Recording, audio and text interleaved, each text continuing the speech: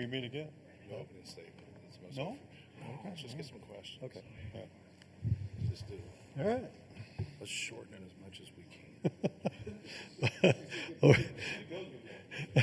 No doubt. Yeah, I'll make an opening statement. More for you. meaningful. Come on. Why wouldn't you want to play hard? Okay. Coach Painter wants to just go to questions. So, Chris, right here in front. Chris Hagan, Fox, Indianapolis. I know there's more than one way to skin a cat and get to the Sweet 16, but I saw a graphic posted where Purdue's the only school where all 5 starters are at their original school. Mm-hmm. Do you take any pride in that? What do you think about that?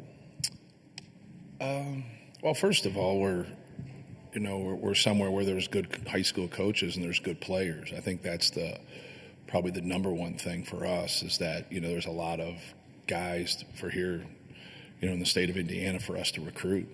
And if you have a good job, that's normally the case, right?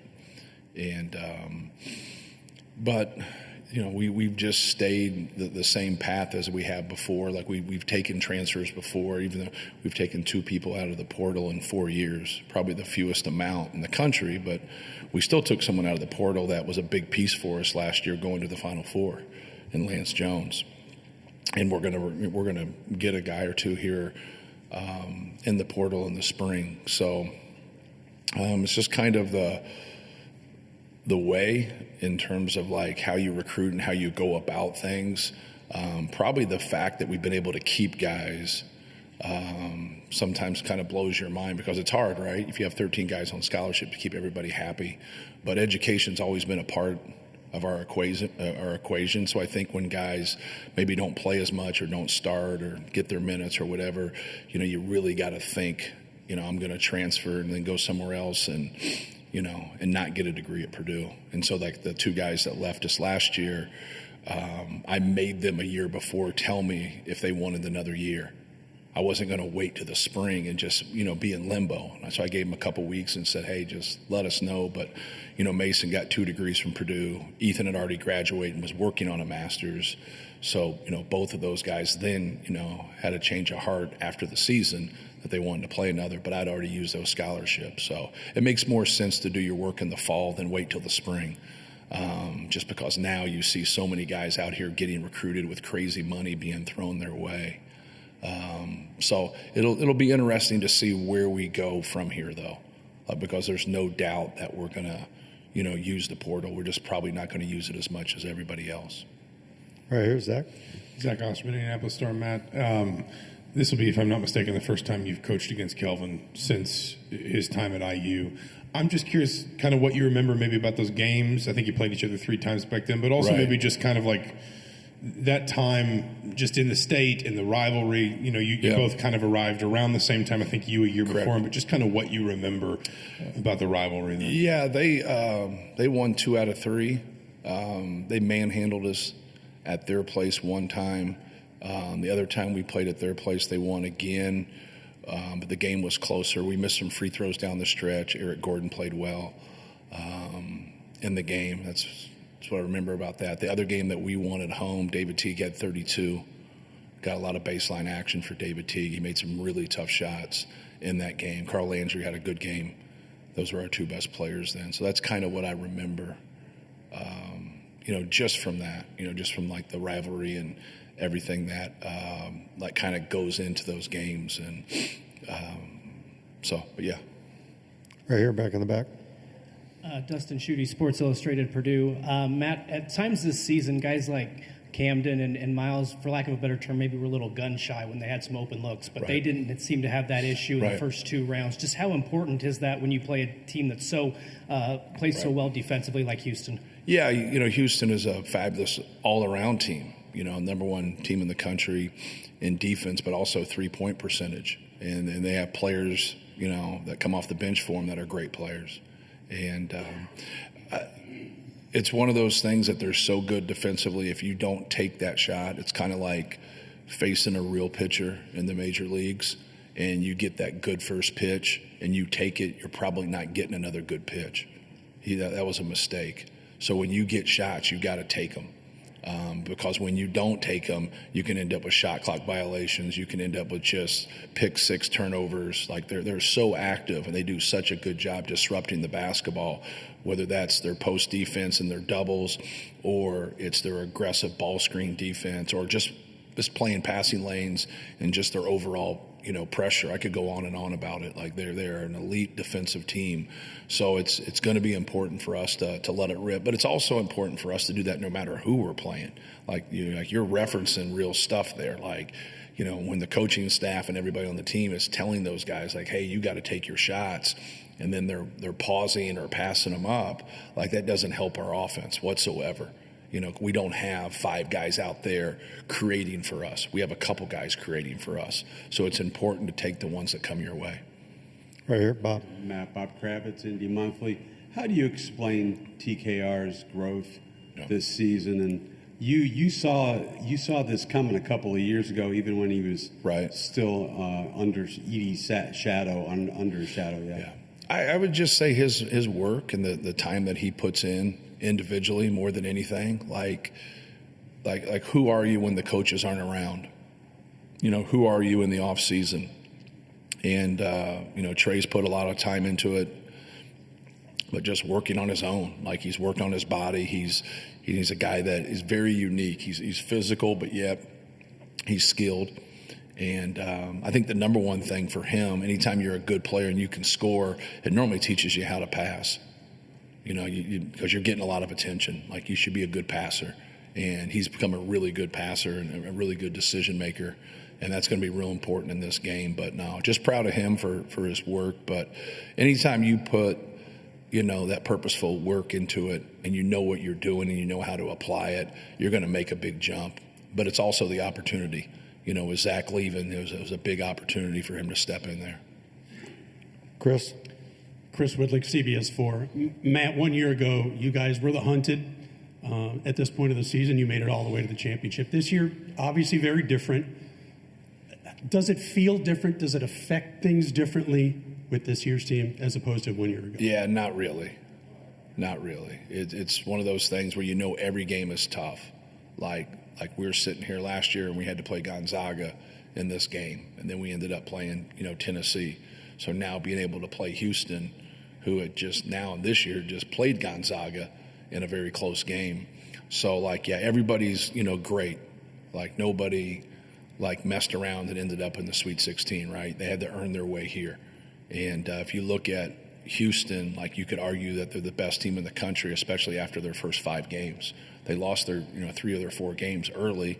The one thing that's so impressive about them is that they've had some injuries and they've had some foul trouble, and they don't skip a beat. They keep going. It's just a great program. He's a great coach. But it's no different than playing Gonzaga last year in the Sweet 16. You could give all the same superlatives to Mark Few and his team and his program, and that was going to be tough. Beating Tennessee was going to be tough. And obviously we were fortunate enough to do that. So yeah, you're comparing 2 different types of toughness, right? Over here. Hey, Matt. Eric Olson with the Associated Press. Just kind of curious about your thoughts on this. It's well documented that all of the teams that are in the Sweet 16 are from power conferences, first time since '85. Do you think that's an anomaly, or do you think that going forward this is going to be the norm? Well, when we sat on a lot of committees, and I've put a lot of time into it, and that was the one thing when the portal kept going and they allowing guys to, it started with the one-time transfer, right? And now you can transfer whenever you want. And we really talked about that, why do we want to go against, everyone's a high school recruit at one point. So now it's taken away from the high school recruit and his opportunities. We didn't want that. And then March Madness, and we've been on the wrong end of this a couple times, the upsets and how valuable the upsets are to the common fan and how it's created March Madness. Let's not get away from it. It's a big piece of March Madness. So then we're I grew up on Ball State's campus, but I grew up wanting to go to Indiana. And so when kids grow up, they want to go to the elite schools. They want to go to the Power 5 schools, and now those other schools are really good basketball schools. but they also have to be able to grow their product. And now, if we're not going to grow our product as much and we're going to have a different team every single year, Purdue's still going to have players. I don't care who the coach is and what the situation is. Like, you sell out every single one of your games. Our fans are unbelievable. Like, we have the most Big Ten championships. Like, we've had success for a long, long time. Like, you're going to always have players. But now these guys are just getting cherry-picked from the D2s and the low majors and the mid-majors, and cherry-picked from high major to high major. And so now when you look at that, one of the things we talked about in those committees is this going to take away from the value of a low to mid-major program? Because if it's not fair to anybody, it's not fair to them. Like, that's not fair to them. They get a good player, they develop a good player, they lose a good player, right?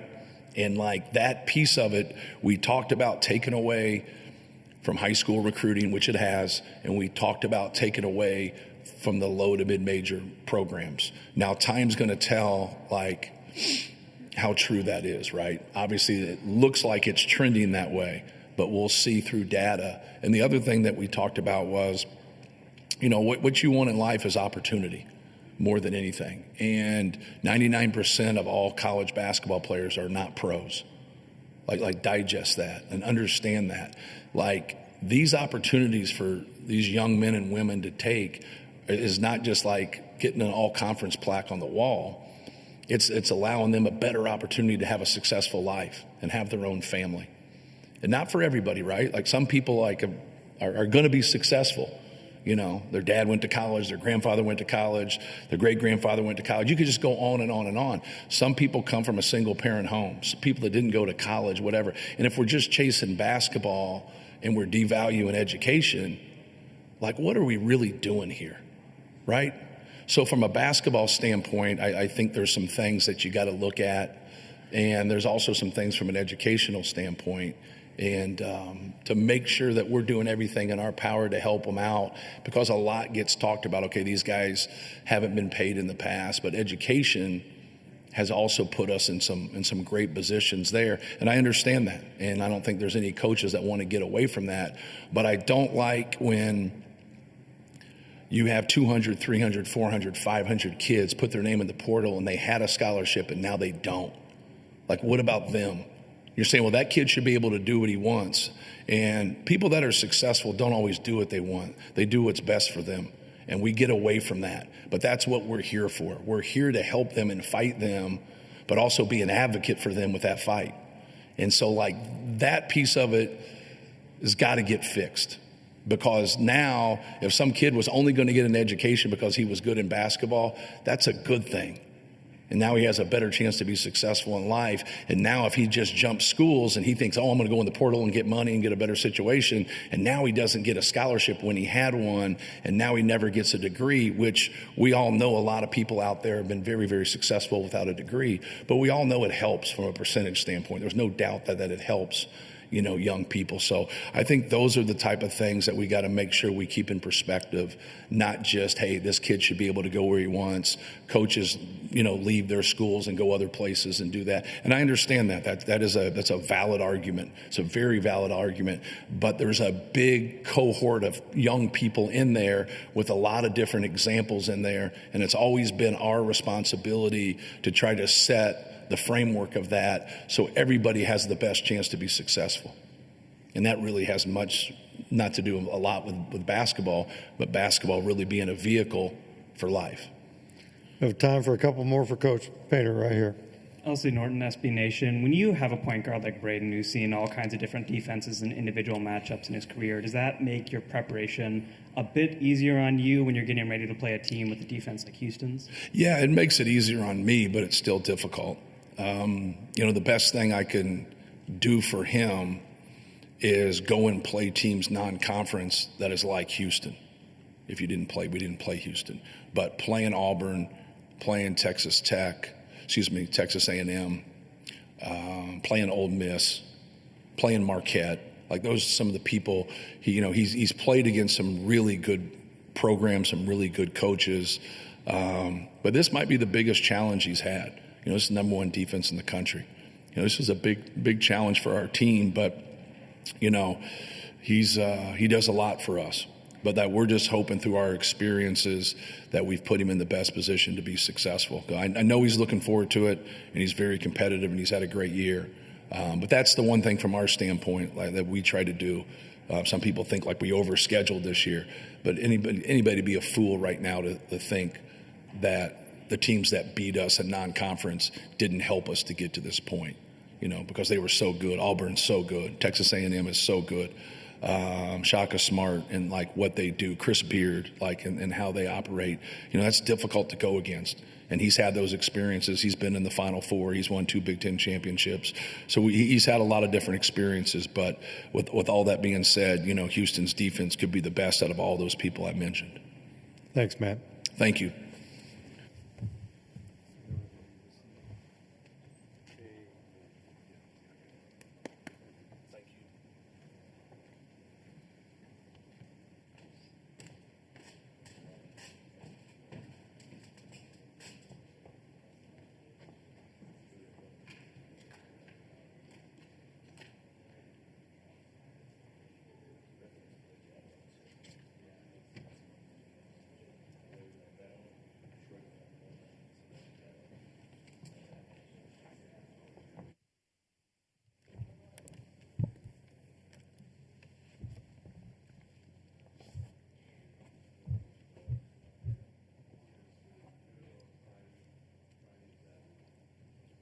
Jesse, you like this?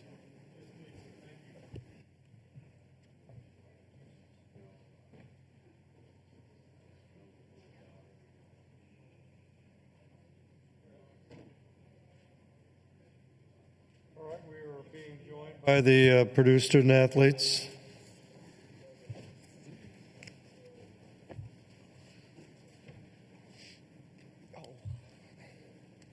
And we'll go to questions. Name and affiliation, and please direct your question. Chris. Hey, guys. Chris Hagan, Fox 59, Indianapolis. Braden, so many other teams in this Sweet 16, they have a lot of transfers in their starting lineup, which has proved successful. But you guys have the stability. How important is that, not only on the court, but in the locker room, to have stability and continuity in the relationships you do with your guys? Yeah, I think we got a lot of experience together. Being able to play for our case 3 years in a row, I mean, that builds and helps over time. So having that is huge. And just, I mean, playing with Fletch, I understand what he likes to do, what he doesn't. Same with Trey, I understand his spots he likes to score from, or where he's uncomfortable, or same with me for them. So, I mean, it just builds over time, and it's obviously beneficial for us to be able to be on the court together for so long. Tom Bruce, Sports Illustrated, Purdue. Coach was just saying that your loaded up sort of non-conference schedule helped you get to this point. I'm just curious, when you're watching Houston film and such, are there times when you see that's something like Ole Miss does, or we did this against that, or we did this against A&M, or does any of that stuff ever come up where that non-conference stuff really does translate to late March? I mean, yeah, I think so. I think when you get to playing these teams in the tournament, that's why you have a non-conference like that, to get you ready for games like this, so you don't go into just playing Big Ten teams and then you go in the tournament, you don't play Big Ten teams. So I think it obviously benefits us, understanding how they play defensively are similar to other teams, and their coverages that they do defensively, or their whatever sets they run offensively, I mean, they're similar to other schools that we've played early on. So I think it helps and benefits us for both ways. Back here in the back. Serena Raboyne, WHAS 11 in Louisville. This is for Trey. I know you didn't go to school too far away from your hometown, but what is it like to play in this stage a little bit closer to Silver Creek? Trey? It's great. I remember when, obviously I guess this is in Gainbridge, but when we went to state and the entire town of Sellersburg came up, and you see all the, at that point it was blue and orange fans out there, and just the support that you get.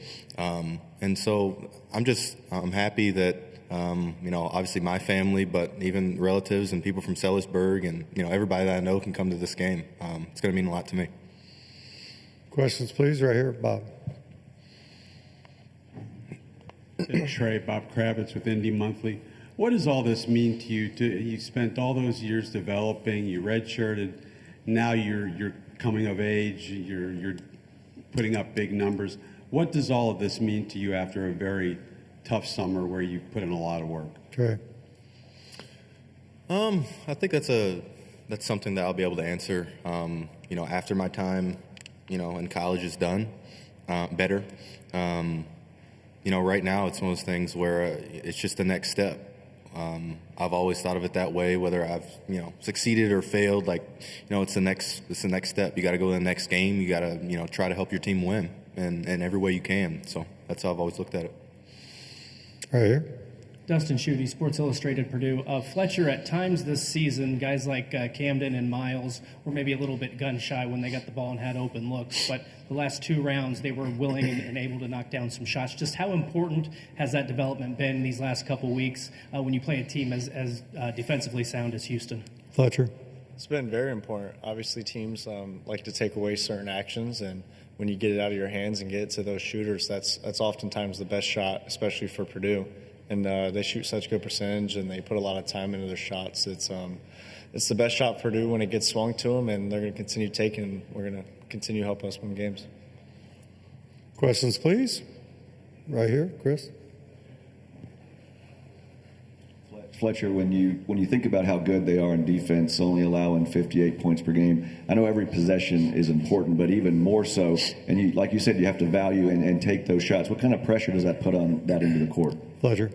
Yeah, I don't see it as pressure. I think you put in a lot of work to get into these spots and play in these big games against great teams. So now it's just executing, trusting in ourselves and trusting in the work that we've put in to get to this spot, and then ultimately trusting our scout that we're going to get the ball in the right spots and we're going to knock down the shots. Scott.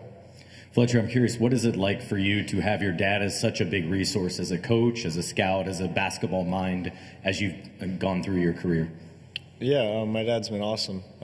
Early on, I thought he was really hard on me, but ultimately it just got me to be the player I am today. And seeing his experience and what he's been through, college, NBA, whatever it was, he's helped me a ton, and then ultimately my brothers learned from him as well. So being able to listen to my brother and talk to him, and you just get a whole nother perspective, and it's just another coach that wants the best for you and wants the best for your team. Questions, please. Right here in the back. Thank you. Preston Harvey out of Louisville and WLKY. Trey, how have you seen your growth and development, and what have you learned from your previous experiences at Purdue to help prepare you for this stage here? Trey. For this particular stage, I'd say the run last year that we had, the scouting, the preparation, just being on this stage before. I think those are all experiences that you have. Obviously, from a skill standpoint, this past offseason really helped. I put in a lot of work.